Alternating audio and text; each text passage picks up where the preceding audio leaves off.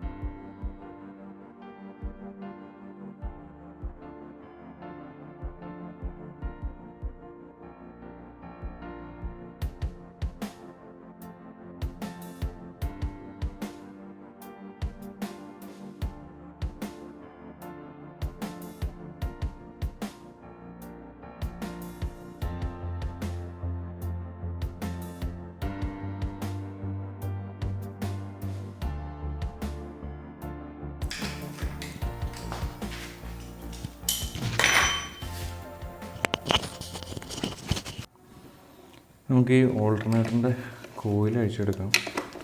Coil അടിച്ചെടുത്തതിന് ശേഷം ഈ നട്ട്, അതായത് ഡ്രൈവ് ഷാഫ്റ്റിൻ്റെ അറ്റത്ത് വരുന്ന നട്ട് അഴിച്ചെടുക്കണം. നട്ട് അഴിച്ചെടുക്കണമെന്നുണ്ടെങ്കിൽ വണ്ടി ഗിയറിലിട്ടിട്ട് അഴിച്ചെടുക്കുകയാണെങ്കിൽ സൗകര്യമാണ്. ടോട്ടൽ എൻജിൻ പുറത്തിറക്കി കഴിഞ്ഞ് കഴിഞ്ഞാൽ പിന്നെ നമുക്കത് ഊരണമെങ്കിൽ അല്പം ബുദ്ധിമുട്ടായിരിക്കും. അതുകൊണ്ട് അത് ഊരാനുള്ള പരിപാടി നോക്കാം.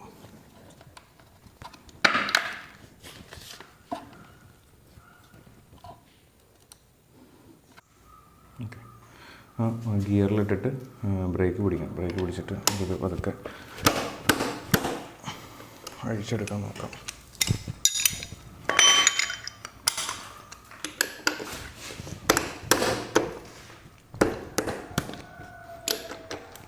കഴിഞ്ഞ് പോകുന്നു. നമ്മൾ പുറത്തിട്ട് അഴിക്കണമെങ്കിൽ ചിലപ്പോൾ ഭയങ്കര ടൈറ്റാണെന്നുണ്ടെങ്കിൽ നമുക്കിത് ഊരാൻ ഭയങ്കര ബുദ്ധിമുട്ടായിരിക്കും. അതുകൊണ്ടാണ് എൻജിൻ ഗിയർ ബോക്സിൽ നിന്ന് ഡിറ്റാച്ച് ചെയ്യുന്നതിന് മുമ്പ് തന്നെ ഇങ്ങനെയുള്ള സാധനങ്ങൾ അഴിച്ചെടുക്കുന്നത്. ഓക്കെ ഓക്കെ അപ്പോൾ നമ്മൾ ഈ റോക്കർ കവർ അഴിച്ചെടുക്കുകയാണ്. ഈ റോക്കർ കവർ 350യുടെയും 500ൻ്റെയും രണ്ടും സെയിം തന്നെയാണ്, വ്യത്യാസങ്ങളൊന്നുമില്ല. പാക്കിങ്ങും സെയിമാണ്. ഇനി നമുക്ക് വ്യത്യാസമുള്ള ഹെഡിൻ്റെ ബാക്കിയുള്ള ഘടനകൾക്കെല്ലാം വ്യത്യാസമുണ്ട്. അടുത്ത് ബാക്കി റോക്കർ ആം സെയിം തന്നെയാണ്, വ്യത്യാസമൊന്നുമില്ല. വ്യത്യാസം വരുന്നത് ഈ വാൽവ് രണ്ടെണ്ണം വ്യത്യാസമാണ്.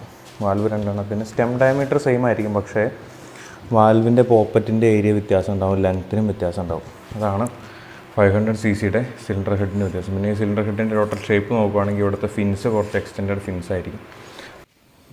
നമുക്ക് ഇതിൻ്റെ റോക്കറാമിൻ്റെ സ്റ്റഡിൻ്റെ ബോൾട്ടുകൾ കൂരിയിരുന്നു. റോക്കറാം നമുക്ക് അഴിച്ചെടുക്കാം.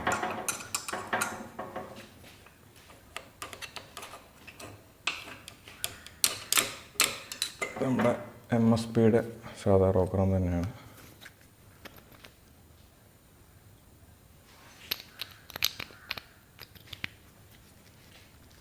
ചെറിയ പിടപ്പുണ്ട്, റോക്കറാമിന് പിടപ്പുണ്ട്. ഇനി ഈ സൈഡിലെ റോക്കറാം അതുപോലെ തന്നെ ഊരിയെടുക്കാം. ഇതും MSPയുടെ തന്നെയാണ്. ഷെയ്ക്കുണ്ട്. ടാപ്പറ്റ് റോഡ്, ഈ ടാപ്പറ്റ് റോഡ് രണ്ടെണ്ണം 350യുടെ ടാപ്പറ്റ് റോഡായിട്ട് ലെങ്ത്ത് ഡിഫറൻസ് ഉണ്ട് ഈ സാധനത്തിന്. 350യേക്കാളും കുറച്ചും കൂടെ ലെങ്ത്ത് കൂടുതലുണ്ട് 500ൻ്റെ ടാപ്പറ്റ് റോഡിന്. അതിപ്പോൾ മാർക്കറ്റിൽ ഷോർട്ടേജുമാണ്, കിട്ടാനില്ല. ഇനി നമുക്ക് ഈ സ്റ്റഡുകളും കാര്യങ്ങളെല്ലാം അഴിച്ചിട്ട് ഹെഡ് അഴിക്കാനുള്ള പരിപാടി നോക്കാം.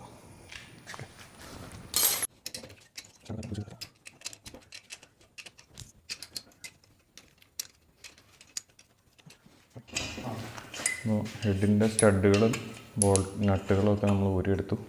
അതിനുശേഷം പതുക്കെ കിക്കർ ജസ്റ്റ് സ്പാർക്ക് പ്ലഗ് ഇട്ടതിന് ശേഷം കിക്കർ പതുക്കെ ഒന്ന് ഇതായി കഴിയുമ്പോൾ തന്നെ ആ പശ ഒന്ന് വിട്ടു ഊരിയെടുക്കും. ഈ ഹെഡിനകത്ത് ഒരുപാട് പ്രശ്നങ്ങൾ കാണുന്നുണ്ട്. ഈ ഹെഡിൻ്റെ ഇവിടെ റിബ്സൊക്കെ ചതഞ്ഞ് വളഞ്ഞ് പോയിട്ടുണ്ട്. അതെന്ത് കാരണം കൊണ്ടാണ് സംഭവിച്ചതെന്നൊന്നും മനസ്സിലാകുന്നില്ല. അതൊക്കെ കറക്റ്റ് ചെയ്യണം.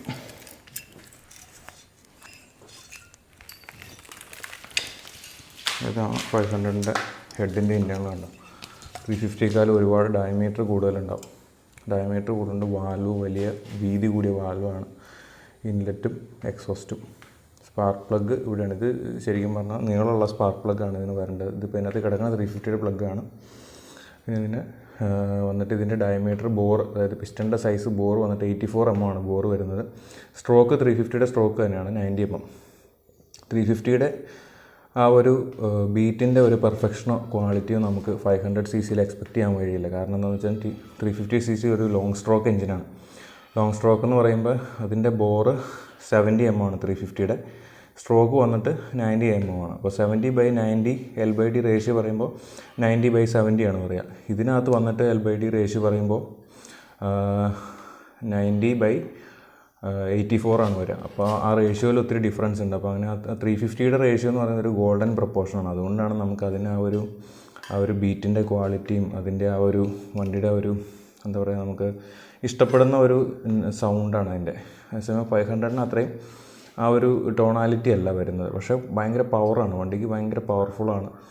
ഓടിക്കാനും ഹൈ എൻഡ് ടോർക്കും കാര്യങ്ങളെല്ലാം നല്ലപോലെ കിട്ടും. പക്ഷേ നമുക്ക് ആ സാധാരണ നോർമലി 350 ഓടിച്ചു നടക്കുന്ന ആ ഒരു ബീറ്റിൻ്റെ ക്വാളിറ്റി ഫീൽ ചെയ്യില്ല എന്ന് മാത്രമേ ഉള്ളൂ. പിന്നെ ചെറിയ ചിലപ്പം സൗണ്ടും കാര്യങ്ങളൊക്കെ ഇതിൻ്റെ കൂട്ടത്തിൽ തന്നെ ഉള്ളതാണ്. അപ്പോൾ ഇതിൻ്റെ ഡീറ്റെയിൽ ആയിട്ട് കാര്യങ്ങൾ പിന്നീട് നോക്കാം. ഇതിനകത്ത് ഇവർ എക്സ്ട്രാ ആയിട്ട് ഒരു പോർട്ട്, ശരിക്കും പറഞ്ഞാൽ ഇതിൻ്റെ ഈ ഫിൻസ് ഇതുപോലെ തന്നെയാണ് ഈ സൈഡിലേക്ക് ഫിൻസ് വരിക. ഇത് എന്തൊക്കെയോ ചെയ്തിട്ട് ഓൾട്രേഷൻസ് ഒക്കെ വരുത്തിയാണെന്ന് തോന്നുന്നു. ഇതിന് 2 സൈലൻസറിനുള്ള പോർട്ട് എങ്ങാണ്ട് ഉണ്ടാക്കിയിട്ടുണ്ടായിരുന്നു. അത് കണ്ടാലേ അറിയാം എന്തൊക്കെയോ റീവർക്ക് ചെയ്തിരിക്കുന്നതാണ്. കമ്പനി എന്തായാലും ഇങ്ങനെ ഇറക്കിയിട്ടില്ല. അപ്പോൾ 2 എക്സോസ്റ്റ് കൊടുക്കാനുള്ളൊരു ഓപ്ഷൻ ഉണ്ട്. പിന്നെ അത് ബ്ലോക്ക് ചെയ്ത് കളയുകയൊക്കെ ചെയ്തിട്ടുണ്ട്. ഡൽഹിയിൽ നിന്നോ മറ്റോ കൊണ്ടുവന്ന വണ്ടിയാണ്. ആ നാട്ടിലെ പണികളായിരിക്കും മിക്കവാറും. ഇനി ഇതിൻ്റെ ഹെഡിൻ്റെ ഈ ചളിങ്ങി പോയത് എന്താണെന്നുള്ളത് മനസ്സിലാകുന്നില്ല. അത് കറക്റ്റ് ചെയ്യാൻ പറ്റുമോ എന്നുള്ളത് നോക്കണം.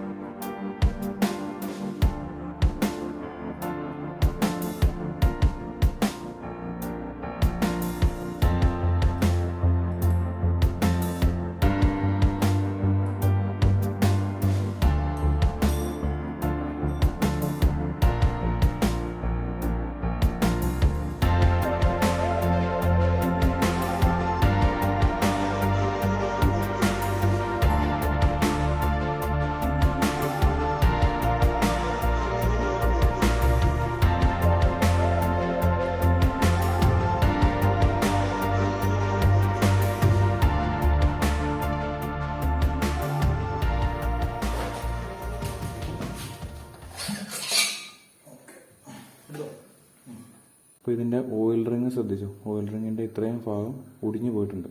ഈ ഒടിഞ്ഞു പോയ ഓയിൽ റിങ്ങിൻ്റെ പീസ് ഇതിൻ്റെ ഉള്ളിൽ എവിടെയെങ്കിലും ഉണ്ടാവും. അങ്ങനെയുള്ളത് ബാക്കി കഴിക്കുമ്പോൾ നമുക്ക് നോക്കാം.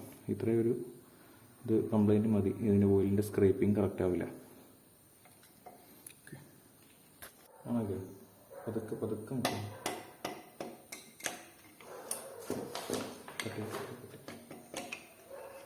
അതിൻ്റെ പിന്നെ ലെങ്ത്ത് കൂടുതലുണ്ട്.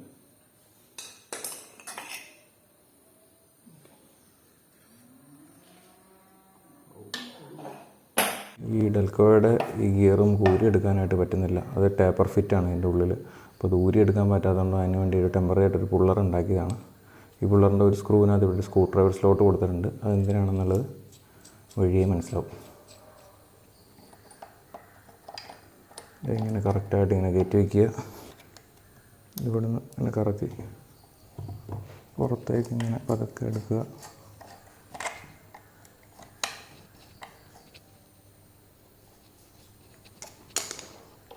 ഫസ്റ്റ് ഒരലങ്കി എടുക്കുക.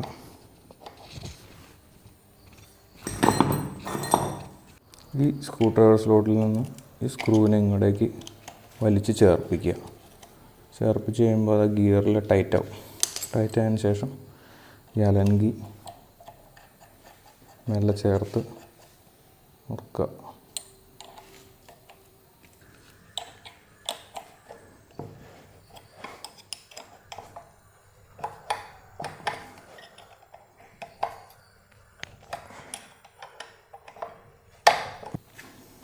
പിടുത്തം ഇട്ടു വന്നു. 500 cc ഡെൽക്കോയ്ക്ക് സാധാരണ വ്യത്യാസങ്ങളുണ്ട്. സാധാരണ നമ്മുടെ 350 cc ഡെൽക്കോ എന്ന് പറയുന്നത് ബുഷ് ബെയറിംഗ് ആണ്. ഇതിനകത്ത് ബെയറിംഗ് ഉണ്ടാവില്ല. സാധാരണ ഈ അലുമിനിയത്തിനകത്തൊരു ഹോളായിരിക്കും. ആ ഹോളിനകത്ത് ഈ ഷാഫ്റ്റിൽ കുറച്ച് ഗ്രീസ് മാത്രമേ ഉണ്ടാവുള്ളൂ. അവിടെ ഗ്രീസിൻ്റെ എഫക്റ്റ് കൊണ്ടാണ് ഇത് വർക്ക് ചെയ്യുക. പക്ഷേ 500 cc പ്രത്യേകത എന്ന് പറഞ്ഞാൽ ഇവിടെ ഈ സൈഡിലും ഒരു ബെയറിംഗ് ഉണ്ടാവും. അതിൻ്റെ ഇങ്ങനെ സൈഡിലും ഇവിടെ ഒരു ബെയറിംഗ് ഉണ്ടാവും. 6002 ആണ് ആ ബെയറിംഗ് നമ്പർ. പിന്നെ ഈ ബെയറിംഗ് കഴിഞ്ഞതിന് ശേഷം ഈ എഡ്ജിലായിട്ടൊരു ഓയിൽ സീൽ കൂടെ ഉണ്ടാവും. അത് 350ക്കും ഉള്ളത് തന്നെയാണ്. പിന്നെ ഈ ഷാഫ്റ്റിനും വ്യത്യാസമുണ്ട്. ഷാഫ്റ്റ് വൺ സൈഡ് നമ്മുടെ ഈ യൂണിറ്റൊക്കെ സെയിം തന്നെയാണ്. ഡെൽക്കോയുടെ മറ്റേ ഫ്ലൈ വെയ്റ്റ്സും കാര്യങ്ങളൊക്കെ കറക്റ്റാണ്, വ്യത്യാസമൊന്നുമില്ല. പിന്നെ ഇപ്പോൾ വന്ന ഗിയർ ഇത് ടേപ്പർ ഫിറ്റാണ്. അതിനെ ടൈറ്റ് ചെയ്യുന്ന ബോൾട്ടാണിത്. ഇത് അഴിക്കുമ്പോൾ ചില സമയത്ത് ചിലത് ടൈറ്റ് ഫിറ്റായി പോകും. ചിലപ്പോൾ നമ്മൾ പുള്ളറിട്ട് പിടിച്ച് വലിച്ചഴിക്കേണ്ടി വരും. അല്ലാത്ത ചില കേസാണെങ്കിൽ ഒരു തട്ട് കെട്ടിക്കൊഴിഞ്ഞാൽ ഇത് ഊരിപ്പോറുന്നതാണ്. പക്ഷെ ഇത് ഇച്ചിരി ടൈറ്റായിരുന്നു. അപ്പോൾ ഇപ്പോൾ ഇതിൻ്റെയൊക്കെ സാധനങ്ങളൊക്കെ ഷോർട്ടേജ് ആയിരിക്കും. മിക്കവാറൊന്നും കിട്ടാൻ പോലും ഉണ്ടാവില്ല. അപ്പോൾ ഇതൊക്കെ തന്നെ നമുക്ക് നന്നാക്കി കറക്റ്റാക്കി പെർഫെക്റ്റാക്കി എടുക്കേണ്ടതായിട്ടുണ്ട്. ബെയറിങ്ങും ഓയിൽ സീലും ഒക്കെ സ്റ്റാൻഡേർഡ് പല ആവശ്യങ്ങൾക്കുള്ള ഇൻഡസ്ട്രിയൽ ആയിട്ടുള്ള ബെയറിങ്ങുകളും ഓയിൽ സീലുകളൊക്കെ നമുക്ക് ഡയമെൻഷൻ നോക്കി കറക്റ്റായിട്ട് എടുത്ത് മേടിക്കാവുന്നതാണ്. പക്ഷേ ബാക്കിയുള്ള കാര്യങ്ങൾ പോയിന്റ്സും അതിൻ്റെ കാര്യങ്ങളെല്ലാം സെയിം തന്നെയാണ്. വ്യത്യാസങ്ങളൊന്നും ആകെ വ്യത്യാസമുള്ളത് ഈ 2 ബെയറിങ്ങും ഓയിൽ സീലും ഉണ്ടെന്നുള്ളത് മാത്രമാണ്. പിന്നെ ഔട്ടറും വ്യത്യാസമുണ്ട്. ബാക്കിയൊക്കെ സെയിമാണ്.